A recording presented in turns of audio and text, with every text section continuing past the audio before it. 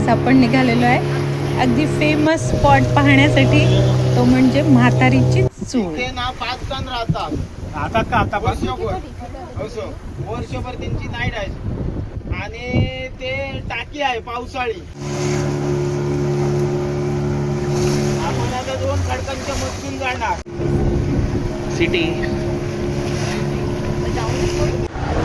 आता आपण अगदी म्हातारीच्या चूळ जवळ आलेलो आहे. बघा आता दिसेल आपल्याला म्हातारीची चूळ आणि अगदी जवळून आपण म्हातारीची चूळ बघितलेली आहे. खूप चांगला एक्सपिरियन्स होता.